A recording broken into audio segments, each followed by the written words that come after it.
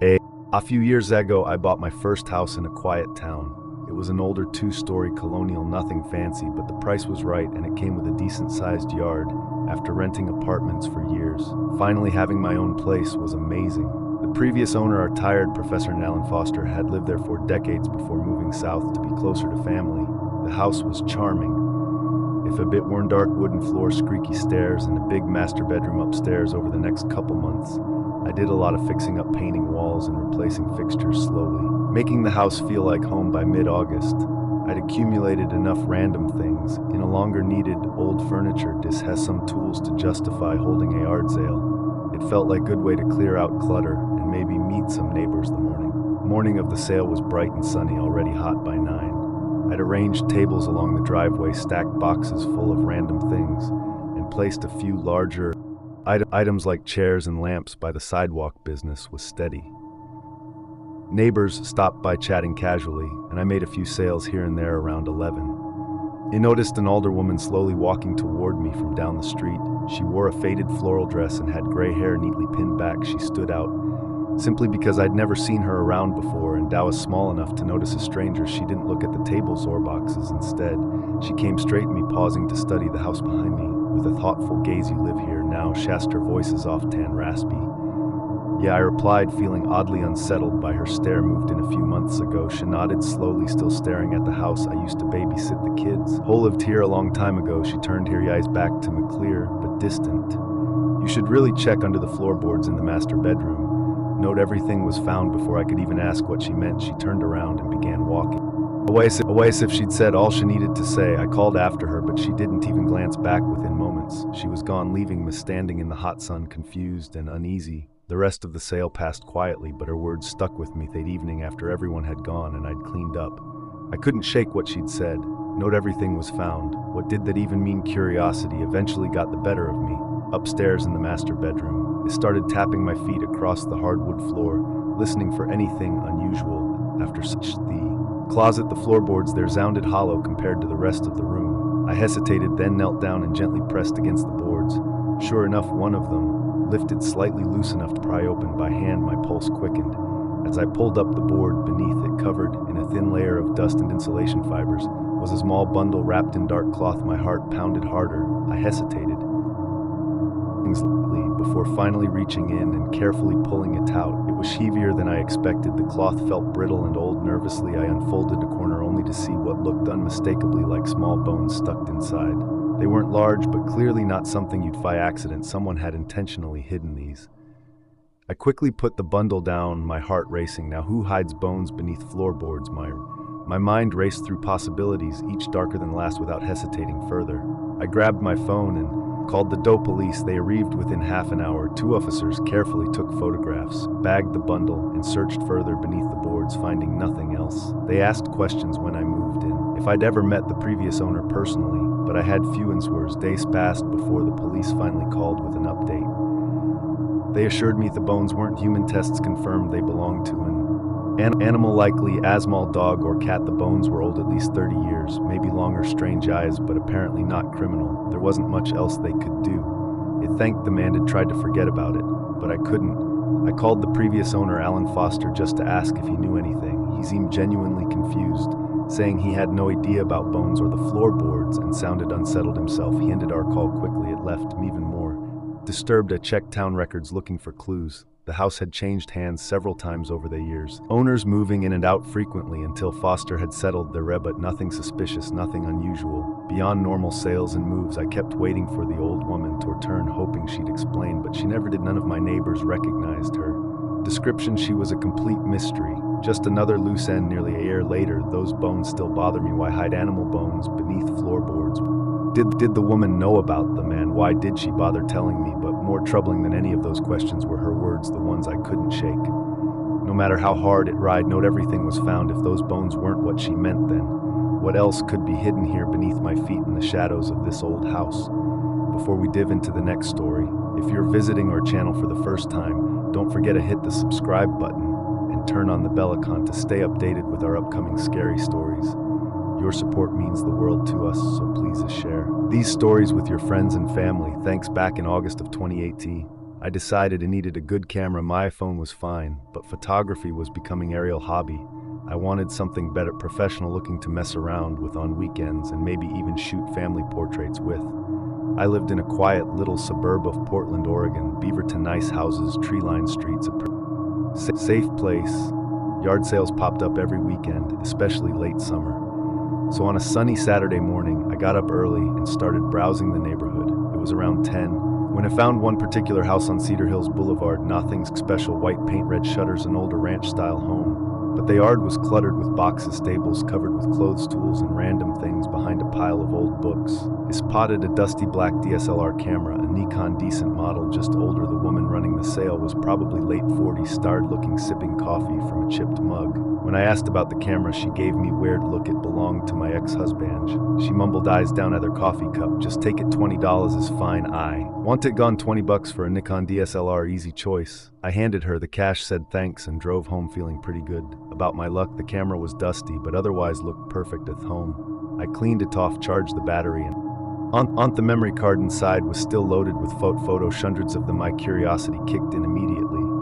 I started scrolling through the images, sitting on my sofa with the late morning sun shining through the windows. Most of the pictures seemed pretty normal vacations at the coast, a cute dog playing fetch, family barbecue. Then slowly the photos got darker. At first I thought the camera settings were wrong, or maybe the photographer was testing shots, but something felt off. The were pictures of someone's backyard at night, grainy, shadow-filled images taken through branches and fences. Next were zoomed-in shots of a porch with patio furniture arranged neatly. It felt too noisy. These weren't normal photos. These looked secretive, like surveillance. I kept clicking through. My heart started beating a little quicker.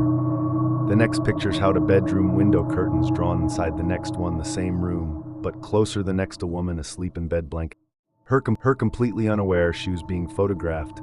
It felt sick. This wasn't Kay. My hands trembled as I kept scrolling through. It was definitely someone spying on this woman night after night. Then something made my chest tighten in panic. The bedroom, and these pictures looked exactly like Merton's. Same arrangement of furniture.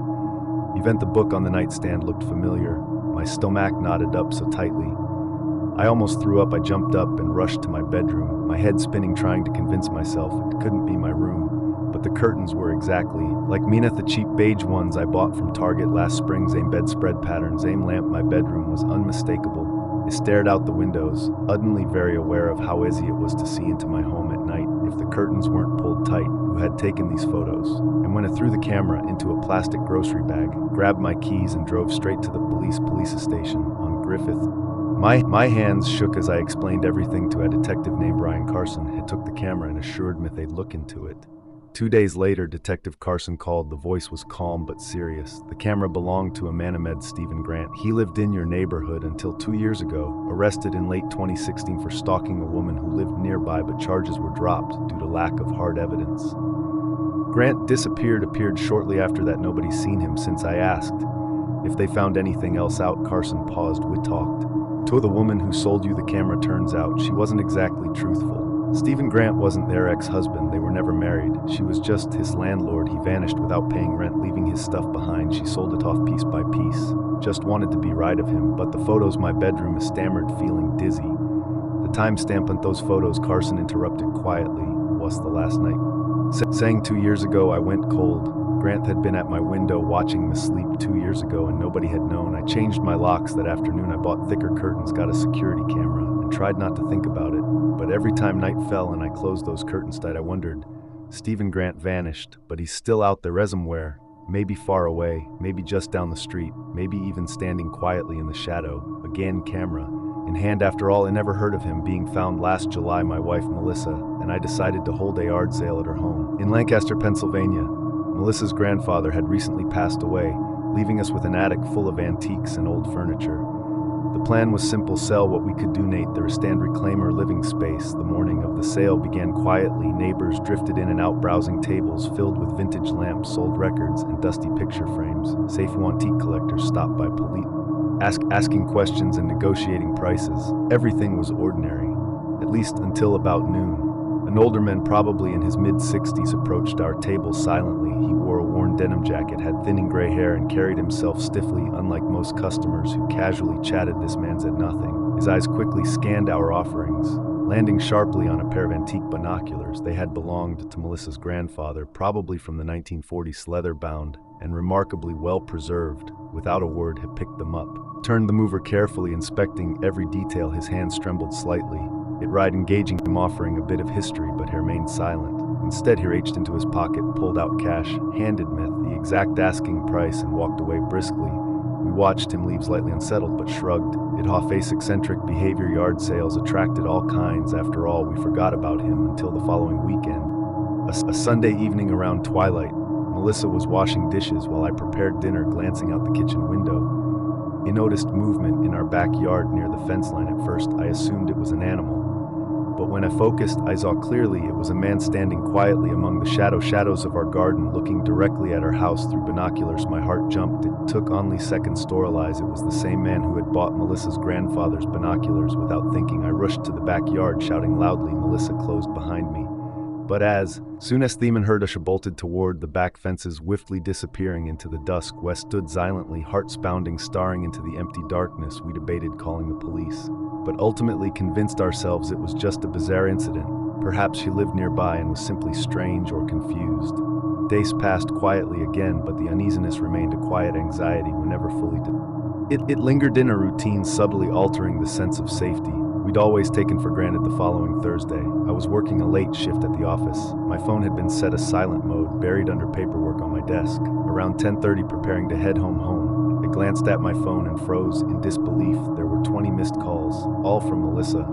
I immediately dialed her back. The phone rang repeatedly, but she didn't answer. Panic rising, I grabbed my keys and sped home, pushing speed limits and ignoring stop signs. As I pulled onto her street, my heart sank further. 2 police cars were parked in our driveway, lights flashing silently in the night. The front window was shattered, glass scattered across the porch and front lawn. My mind raced, imagining the worst, but relief flooded through me when I saw Melissa standing inside, visibly shaking, speaking quietly with 2 officers. She told me what had happened. Voice quivering. Around 9:30, she'd felt uneasy, as if was outside. She saw Megate, the same older man, standing quietly at the back fence. Binoculars same toward the house. Terrified, she ran to lock the doors, but within moments she heard glass breaking. She rushed to the kitchen, grabbing a knife from the counter and dialing the police. As she barricaded herself inside, by the time officers arrived, the man was gone. They searched the area but found nothing. Melissa described the man clearly, but without more evidence, the police had little to pursue. The next morning, we installed a security system, reinforced our windows, and promised ourselves we'd be more vigilant. Yet despite all precautions, our sense of security was damaged. Exactly 1 week later, returning from work, Melissa called me frantically. She discovered a ladder leaning against the side of our house, placed carefully beneath the second-story bedroom window. Nothing appeared disturbed inside, but the implication was clear. Someone had attempted to gain entry. Again, we didn't wait around to see if he'd return. Within a month, we'd moved across town into a smaller, newer place with better security. Our old home sold quickly, and we did our best to leave behind what had happened, hoping distance might ease our lingering fear. It didn't. Months later, while unpacking boxes, Melissa came across an old photograph of her grandfather holding those very binoculars. She turned it over in her hands, lost in thought, and asked softly, almost to herself, why those binoculars. Only then did a chilling thought cross my mind, clearly. For the first time, what if the man hadn't been interested in the binoculars themselves, but rather the view they provided? Maybe he'd bought them specifically because they'd belonged to her grandfather, knowing exactly who we were. Perhaps she'd been watching us far longer than we realized, hidden quietly in the background, waiting patiently for an opportunity. We could never fully understand. The worst part is we'll probably never know the truth.